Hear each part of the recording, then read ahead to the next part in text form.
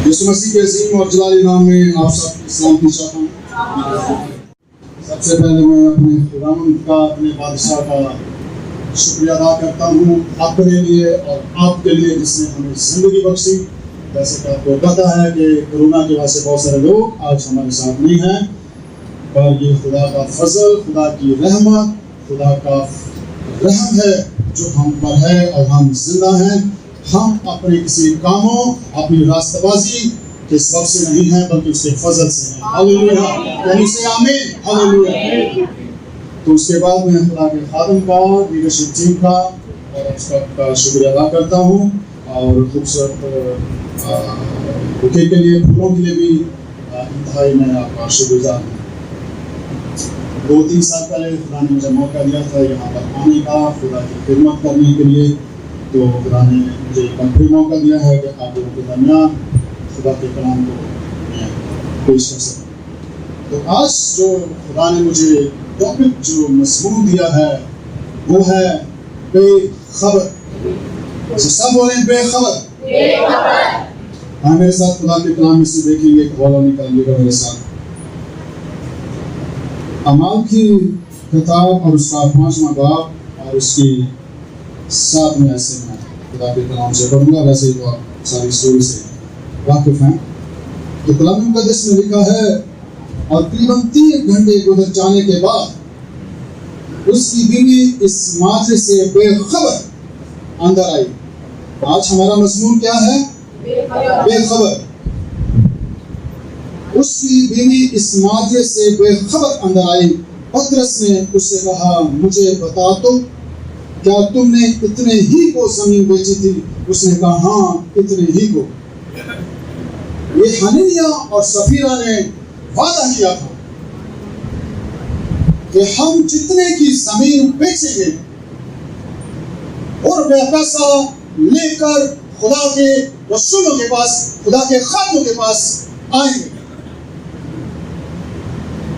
और दोनों ने ये प्लान किया होगा, मंसूबा बनाया होगा, मियां बीवी से सलाह मशवरा किया होगा कि हम इतने की बेचेंगे और इतने पैसे जाकर वहां पर दे देंगे और कुछ रख लेंगे और उससे हम ये करेंगे, वो करेंगे। उनके प्लान सुन। और जब उन्होंने जमीन बेच दी और रसूलों के पास जब वो ले आए और हननिया ने रसूलों के पास लाकर पैसा रख दिया और झूठ बोला कि जमीन इतने को बिकी है, और उस झूठ के सबब से हननिया जो है वो मारा गया। और उसकी बीवी सफीरा जो है वो इस माजरे से, इस बात से, इस सारे हालात से वो बेखबर है।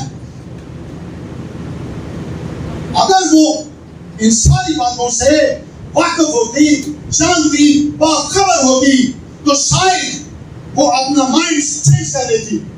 उसे मालूम हो जाता कि इस झूठ के सब से मेरा खावंद मारा गया है और कहीं मैं भी मारी ना जाऊं। पर वो बेखबर थी, उसे मालूम नहीं था कि हननिया मर चुका है खुदा के रूह कुदस के साथ झूठ बोलने की वजह से। और वो बेखबर अंदर आती है। बेखबरी इंसान को बहुत दूर तक ले जाती है। कलाम मुक़द्दस में लिखा है कि मेरे लोग अदमे मार्फत से हलाक, यानी बेखबरी, किसी बात का इल्म ना होना, नॉलेज ना होना और उसके सबब से मर जाना।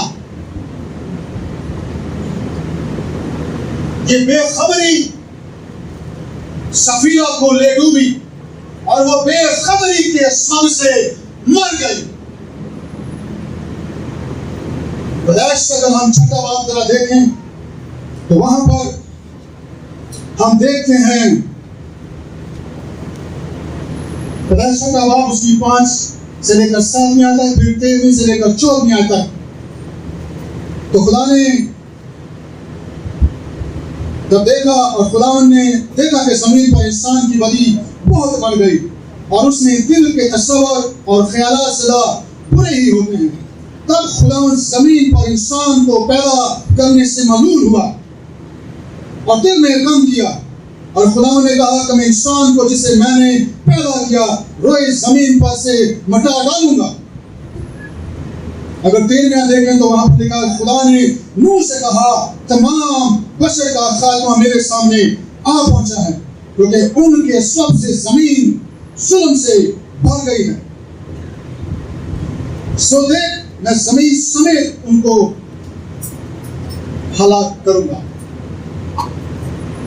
नूह ने मनादी की और खुलकर मनादी की और ठीक की। लोगों को उसने बताया कि तूफान आने वाला है, तबाही बर्बादी आने वाली है, और उन लोगों ने बेखबरी का मुजाहरा किया, इग्नोर किया नूह की मनादी को। उन्होंने कहा देखी जाएगी, पहले कभी ऐसे नहीं देखा कि तूफान आया हो।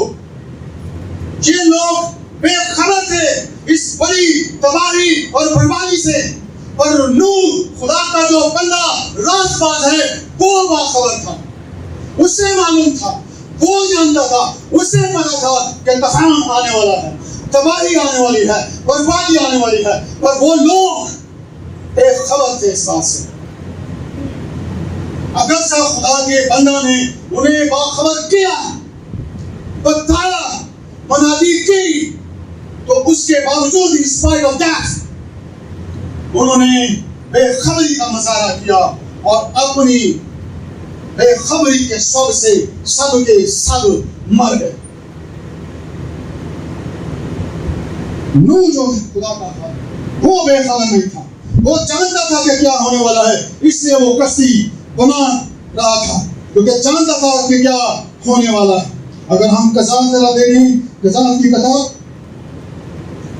उसका 16वां बाब अगर हम देखें, उसकी 18 से लेकर 21 तक, तो कलाम मुक़द्दस में लिखा है जब दलाला ने देखा कि उसने दिल खोल कर सब कुछ बता दिया, उसने फिलिस्तीनियों के सरदारों को कहला भेजा कि इस बार आओ, और क्योंकि उसने दिल खोल कर मुझे सब कुछ बता दिया। तब फिलिस्तीनियों के सरदार उसके पास आए और रुपए अपने हाथ में लेते आए। तब उसने उसे अपने जानों पर सुला लिया और एक आदमी को बलवा कर 7 लटें जो उसके सर पर थी मंडवा डाली और उसे नसीहत देने लगी, और उसका शोर उससे चाहता रहा। फिर उसने कहा ऐ शमशून, फिलिस्तीन तुझ पर चढ़ा है, और वो नीचे जागा और कहने लगा कि मैं और दफा की तरह बाहर जाकर अपने आप को चटूंगा, लेकिन उसे खबर ना थी कि खुदा उससे अलग हो गया। शमशून जो बड़े बड़े कारनामे करता था, जो खुदा का नसीब था, जो खुदा का मंसूर था, जिसे खुदा ने उसकी माँ के पेट से चुना हुआ था, जिसके पास एक असाइनमेंट थी, जिसने खुदा के जलाली काम करने थे, बड़े बड़े काम करने थे, और जब वो दलाला के चुंगल में फंस गया, तो कलाम मुक़द्दस में लिखा है कि वो नहीं जानता, वो बेखबर है कि खुदा उससे अलग हो गया है। बहनों और भाइयों, खुदा के लोगों, खुदा के खानों, राज़बाज़ बेटियों और बेटों, इस बात को ज़हन में रखो। दलाला will come on your way, वो कहेंगे I love you, I take care of you, I'm with you, लेकिन दलाला से बचो। वो तुम्हें तुम्हारे खुदा से अलग कर देगी और तुम्हें पता भी नहीं होगा कि खुदा तुमसे अलग हो गया है। Protect yourself from दलाला, दलाला से बचो। ये बेखबरी शमशून को ले डूबी।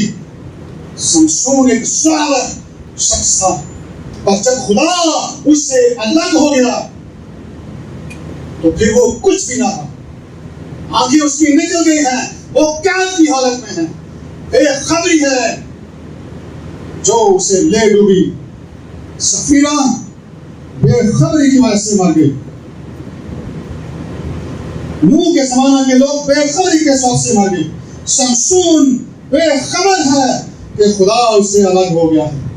दूसरा सलातीन 5वां बाब उसकी 20वीं और 27वीं आयत में देखें तो वहां पर अलीशा का और जहाजी का जिक्र है। नमान कोड़ी जब अलीशा के पास आया, शफा मिल गई, तोहफे तोहफे लेकर आया, पर अलीशा ने उसे वापस भेज दिया। और जहाजी जो लालच से भरा हुआ था वो भागा भागा उसके पीछे गया और कहने लगा कि अम्बियाज़ादों में से 2 जवान आ गए हैं, कुछ सामान दे दे। उसने कहा ले ले, 1 कंधार चांदी के बजाय 2 कंधार ले ले। पर वो इस बात से बेखबर था कि उसका मास्टर, उसका उस्ताद अलीशा इस बात से बाखबर है जो मैं कर रहा हूं। अलीशा बेखबर नहीं था, पर जहाजी बेखबर था। अलीशा को मालूम था, वो अपनी रूहानी आंखों से देख रहा था, सब कुछ उसे मालूम था, वो जानता था कि जहाजी क्या कर रहा है। जहाजी वापस आया, सामान संभाल संभूल के अलीशा के पास। अलीशा से पूछता, हाँ कि कहाँ था? झूठ बोल रहा है। पहले भी झूठ बोला, मास्टर को डिग्रेड किया, उससे बदनाम किया, झूठ बोला, कहा मास्टर ने कहा तो बंदे आ गए। फिर खुद आगे अलीशा के सामने झूठ बोल रहा है और बेखबर है। अलीशा नोस एवरीथिंग, और बेखबरी उसे भी ले डूबी, वो मर गया। अगर उसे मालूम होता, अगर वो जानता कि अलीशा को इस बात का पता चल गया है, इल्म हो गया है, तो he must come to him and surrender him and bow before him and he confess his sin as a master forgive me. अगर वो माफी मांगता, तौबा करता, तो क्या वो बख्शा ना जाता? डेफिनेटली। और वो झूठ बोल रहा है, बेखबर है इस बात से, और बेखबरी उससे भी ले डूबी, तबाह हो गया। बाब उसके 20 और 22 में अगर देखें तो नूह कसी का वहां पर लिखा है, नूह काश्तकारी करने लगा और उसने एक अंगूर का बाग लगाया और उसने उसकी मैल ली और उसे नशा आया और वो अपने डेरे में बरहना हो गया। और कनान के बाप हाम ने अपने बाप को बरहना देखा और अपने दोनों भाइयों को बाहर आकर खबर दी। अजीजों, नूह बेखबर था कि वो नंगा है, बरहना है, उससे मालूम नहीं। और उसके बेटे ने जब उसे देखा, एक बेटे ने हाम ने कनान आया, बाहर आकर अपने भाइयों को बता, हो सकता मजाक भी क्यों, ठट्टे भी क्यों, देखो जी बाबा जी को जाकर देखो, नंगे पड़े, मजाक क्यों। नूह बेखबरी की हालत में बरहना है। इसी तरह इंसान कभी कभी बेखबरी की हालत में रूहानी तौर पर नंगा होता है। नूह अगर रूहानी तौर पर नहीं था और वो जिस्मानी तौर पर था, पर उसके नंगेपन की वजह से हाम को लानत का बाइस बनना पड़ा, उसके ऊपर लानत आई। अगर नूह बेखबर ना होता तो पॉसिबल है कि हाँ मराओ ना ठहरता, और बेखबरी ये रीजन बन गई, बेखबरी ये सबब बन गई, बेखबरी ये वजह बन गई कि हाँ जो है वो लानती ठहरा। बिल्कुल उसी तरह जैसे मुकाशवा 3 बाब उसकी 1 आयत में हम देखते हैं, लिखा है कि मैं तेरे कामों को जानता हूं, तू जिंदा कराता है और है मुर्दा। ये रूहानी बात। Sometimes we are naked spiritually, रूहानी तौर पर हम नंगे होते हैं, पर हमें मालूम नहीं है कि खुदा हमसे अलग हो गया है।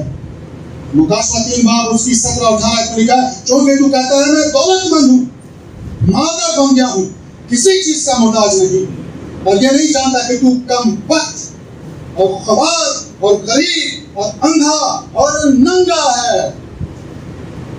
रूहानी बातें हैं ये सब। इसलिए मैं तुझे सलाह देता हूँ कि मुझसे आग में तपाया हुआ सोना खरीद ले, ताकि दौलतमंद हो जाए, और सफेद पोशाक ले ताकि उसे पहनकर नंगेपन के जाहिर होने की शर्मिंदगी ना उठाए, और आंखों में लगाने के लिए सुरमा ले ताकि तू बिना हो जाए। रूहानी तौर पर जब हम नंगे होते हैं तो ये खुदा की सलाह है, हमारे खुदा का मशवरा है हमारे लिए कि हम उससे सुरमा ले लें मुश्ताक ले लें आप, ताकि अपनी जरूरत के मुताबिक इसे यूज कर सकें। अजीजों, दुनिया के हालात से बेखबर ना रहें। This is important thing, this is what I want to share with you this morning. दुनिया के हालात से बेखबर मेरे बहन और भाइयों ना रहें। दुनिया के ये सब हालात यीशु की आमद की तरफ जा रहे हैं, बेखबर न रहो, तैयारी करो, क्योंकि उसकी आमद करीब है। He's coming soon. Get ready. Don't waste your time because he's coming soon. बेखबर ना रहिए। दुनिया के जो हालात एकदम बदल गए हैं, this is the preparation of his second coming। मेरे बहन और भाइयों, पतरस चौथा बाब उसकी 7वें में लिखा, सब चीजों का खात्मा जल्द होने वाला है, बस होशियार और दुआ करने के लिए तैयार हो। 105 बाब उसकी 14 में लिखा है सोने वाले जाग और मुर्दों में से मार्कस 13वां बाब उसकी 33 आयत में लिखा है, खबरदार जागते और दुआ करते रहो, क्योंकि तुम नहीं जानते कि वो वक्त कब आएगा। बस जागते रहो, क्योंकि तुम नहीं जानते कि घर का मालिक कब आएगा, शाम को या आधी रात को, या मुर्ग के बांग देते वक्त, या सुबह को।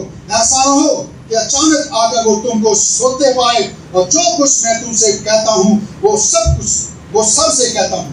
जागते रहो। This is advice from our Lord Jesus Christ कि जागते रहो। अजीजों, जागते रहने से मुराद रूहानी तौर पर जागना रहना, रूहानी आंखें खुली रखना। जैसे रिशद दूसरा सलातीन उसकी 16 बाब की 7 रिवायत में उसने कहा, ऐ खुदावंद इसकी आंखें खोल दे। उसके साथ का जो शागिर्द उसका खिदमत करने वाले के साथ पोजीशन इसके लिए दवा की कि इसकी आंखें खोल दे, ताकि ये देख सके। हमें आंखें खोलने की जरूरत है, मेरी बहनों को खबरदार रहने की जरूरत है। अजीजों, बेखबर ना रहे, क्योंकि आपको खबर भी ना होगी कि बने आदम आ जाएगा। इसलिए पौलुस रसूल ने पहला कुरिन्थियों 15 बाब की 34 आयत में फरमाया कि होश में आओ, रास्तबाज होने के लिए होश में आओ। पौलुस रसूल कह रहे हैं होश में आओ। जब कभी सोया हो तो मां आगे उसके थक पाएगी कि बेटा होशियार स्कूल जाना है। खामन सोया हो तो बीवी कहेगी उठो जी होश करो, दिन चढ़ गया। होश में आना इंसान के लिए बहुत जरूरी है। अगर वो होश में नहीं है तो वो बेखबर है, और बेखबरी उसे ले डूबेगी। रास्तबाज होने के लिए होश में आओ, ये पौलुस कहता है। सफीरा बेखबर थी, सैमसन बेखबर था, जहाजी बेखबर था, लेकिन पौलुस रसूल ने कहा, पहला थिस्सलुनीकियों 5 बाब उसकी 4 और 5वीं आयत में उसने कहा, लेकिन तुम्हें भाइयों, अगरचे वो सब बेखबर थे, लेकिन आज खुदा का कलाम आपसे कलाम कर रहा है, तुम्हें भाइयों बहनों तरीके में नहीं हो कि वो दिन चोर की तरह तुम पर आ पड़े, क्योंकि तुम सब नूर के फरजान और दिन के फरजान हो। हालेलुया। हम ना रात के हैं ना तारीकी के, बस औलों की तरह सोना रहे। इसका मतलब है there are some people those are sleeping। इसलिए पौलुस ने कहा कि औलों की तरह, यानी दूसरे लोगों की तरह जो सो रहे हैं, उनकी तरह आप सो न रहें, बल्कि जागते और होशियार रहें। यानी कि तुम बेखबर नहीं हो, तैयारी करो, क्योंकि वो आ रहा है। इसके 21 की 7 में लिखा है कि उसकी आमद है और ये वकूअ में आएगा। है ना, पत्तस कहते हैं, बात कहते हैं इसके आने का वादा कहाँ गया? बड़ी देर लगी, 2000 साल हो गए, और इसके कह रहा है कि ये वकूअ में आएगा। चाहे 2000 साल हो गए हैं, 2000 साल हो गए आपके लिए, उसके लिए सिर्फ 2 दिन है। अपने आप को बेखबरी में न रखो। He's coming back soon. Get ready. ये वकूअ में आएगा, ये डेफिनेटली होगा, वो आ रहा है, इसके प्रेडिक्ट कर रहा है। अजीजों, वो आ रहा है, दुल्हा आ रहा है, चाहे वो आधी रात को आए। इसलिए आपको 5 अक्लमंद कुंवारियों की इमारत तैयार रहने की जरूरत है। ये 5 अक्लमंद कुंवारियां भी बेखबर थी, वो भी बेखबर थी कि दुल्हा कब आएगा। अगले मोमेंट में आएगा, 2 घंटे बाद आएगा, 3 घंटे बाद आएगा, आधी रात को आएगा वो भी नहीं जानते, वो भी इस बात से बेखबर हैं। लेकिन अच्छी बात उनके अंदर कि वो तैयार थे। हालेलुया। क्या आज आप तैयार हैं? कितने हैं जो कहते हैं हम तैयार हैं?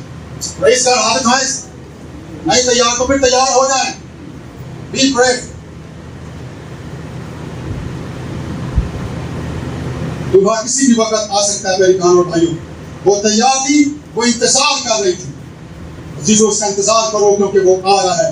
आखिरी हवाला लूका 12वां बाब उसकी 54 और 56 आयत में लिखा है, फिर उसने लोगों से भी कहा कि जब बादल को, अब गौर से सुनिएगा जरा, पश्चिम से उड़ते देखते हो तो फौरन कहते हो कि मींह बरसेगा, और ऐसा ही होता है। और जब तुम मालूम करते हो कि दखना चल रही है तो कहते हो कि लू चलेगी, और ऐसा ही होता है। रियाकारो, जमीन और आसमान की सूरत में तो तुम्हें इम्तियाज करना आता है, लेकिन इस जमाना की बाबत इम्तियाज करना क्यों नहीं आता? उसने कहा दुनिया के सारे हिसाब किताब लाने दो, लेकिन ये जमाने जिससे गुजर रहे हो इस जमाने का हिसाब क्यों नहीं लगाते? इस जमाने का भी हिसाब लगाओ, बेखबर न रहो। यीशु मसीह इज कमिंग बैक सून। दुनिया के हालात अब बदल गए हैं और बदल रहे हैं तेजी के साथ, और ये सब हालात उसी तरफ जा रहे हैं जब हमारा बादशाह, हमारा यीशु आएगा। ये 13वें बाब की 22 में लिखा है, उसका वक्त नजदीक आ पहुंचा है, उसके दिनों को अब दूर नहीं होगा। तैयार रहे, वो आ रहा है। मेरे भाई और भाइयों, यीशु मसीह जल्द आ रहा है। बेखबरी का मजाक ना करें। अगर अभी तक आप बेखबर इस बात से कि यीशु कब आ रहा है कि नहीं आ रहा, तो फिर आज खुदा के कलाम ने आपको आगाह कर दिया है, बता दिया है, वार्न कर दिया है कि he is coming back soon. Get ready for him. अगर अभी तक आपने अपनी जिंदगी से नहीं दी, अपना दिल उसे नहीं दिया बेखबरी की वजह से, तो today your chance. अपना दिल से दे, अपनी जिंदगी से दे, और जब वो आए तो आपको अपनी बादशाही में लेकर चला जाए। God bless you.